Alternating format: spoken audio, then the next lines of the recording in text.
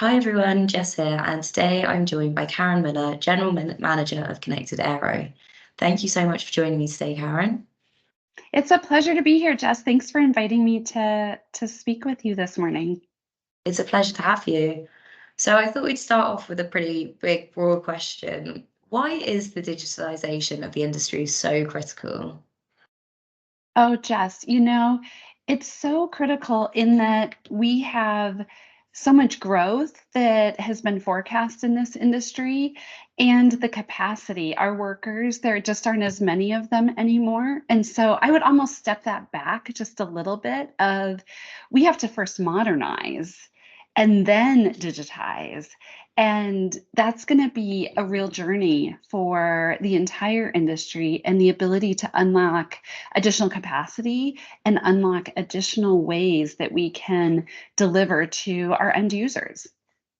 Absolutely. And when we're talking about modernising here, can you point to anything that's holding the industry back? Why is it progressing perhaps at a rate that isn't comparable to other sectors? That's a great question. And I think there's a few dynamics that drive that. One is the way our industry is regulated. That's going to be the first thing, right? We're sometimes slower to change than other industries because we have to have the regulators catch up with us. The second is we have processes that have been consistent for many, many years, and those need to change. The third is we don't have those tools. And when I say tools, I mean those software, those digital solutions available, or I should say, we haven't had them available to us. So that slows us. And looking more specifically at the MRO landscape, how is this ecosystem changing as everything becomes more digitized? The ecosystem is definitely changing in that, we have the initial part where it's very fragmented. We've got to get to a point where we have two things, the fragmentation, but we also have the data. And I know we hear about data all the time and it's such a global narrative. Everybody's got all the data.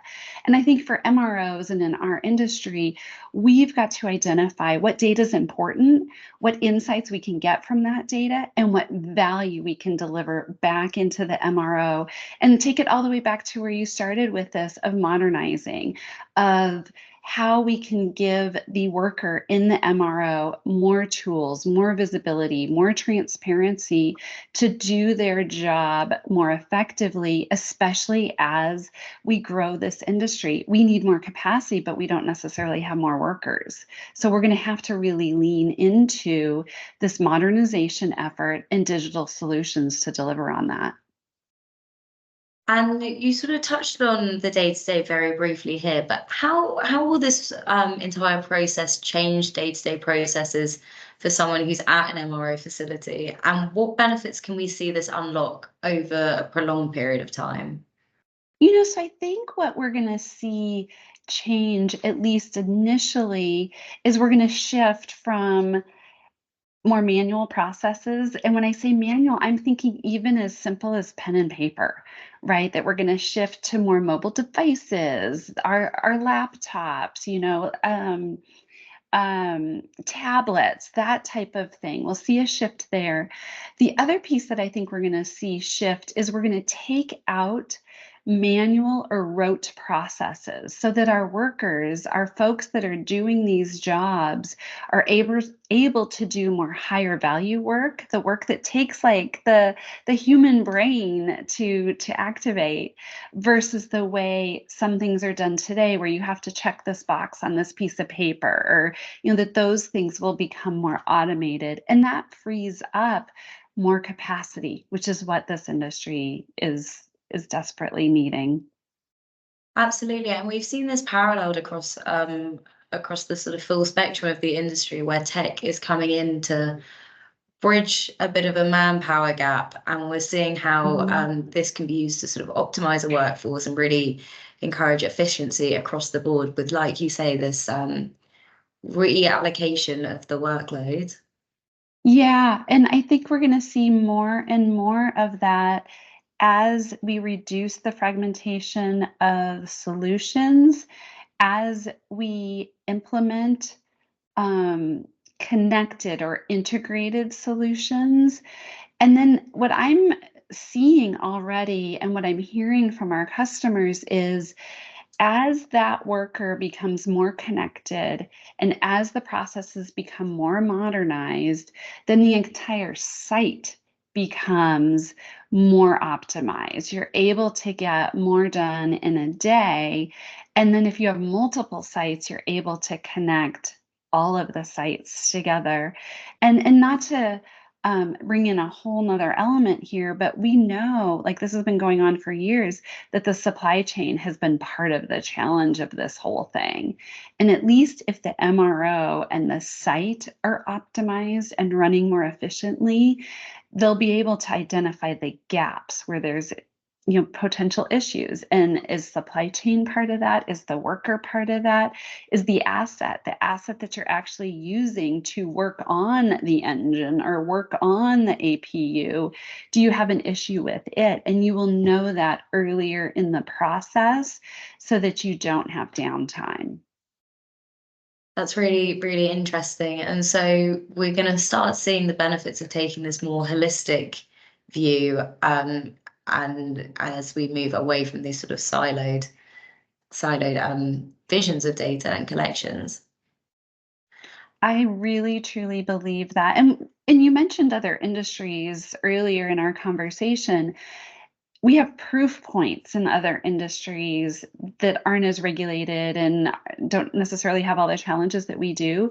So we know without a shadow of a doubt that this has been successful in other industries. And now to bring these modernization techniques into our industry, get this optimization going, it's going to be phenomenal, the type of opportunity we're able to unlock. Absolutely. And touching on this sort of looking forward, how do you foresee emerging technology shaping the future of the MRO landscape for years to come? Oh, I love that because I always like to be thinking, okay, where could we be 5, 10, 15 years from now? So one of the things that I really see is as we shift from um, where we are now into machine learning. And then the big thing that we talk about all the time is the power of AI. And when I think of AI and the MRO, one of the things I think about is natural language processing. Being able to give the operator the ability to use the mobile device or the tablet and be able to ask a question or be able to command into the device what's needed. And because of that great integration with the data and using the power of AI, that person is able to accelerate the work that he or she is doing at that moment in the process. Like that's going to be a great day when we have the ability to unlock all of this technology. Absolutely. And of course there's a huge range of benefits that are there to sort of come with this transition. But they, on the flip side, they do tend to have their challenges as well. So can you give a bit of an idea of some of the challenges that we see either with integration or with this entire digitization process more generally? So I think some of the challenges that we will see are the first is with the data, right? Is always just identifying and getting the value out of which data can help us versus which data is just maybe useless in a particular use case. The second piece is sometimes I hear folks having a concern of, oh, will my job be eliminated with all of this, new technology and this new direction? And I keep coming back to, with all of the technology and the direction, I have more work and not less. And so I tend to think instead your job will shift. It will be more interesting. You're going to be able to do work that you never thought you could do before because the technology is taking care of some of those more base activities that have to be done in a given day. Absolutely. Well, thank you so much, Karen, for sharing your insights today. It's been truly great to get your opinion on these matters. My pleasure. Thanks so much for having me.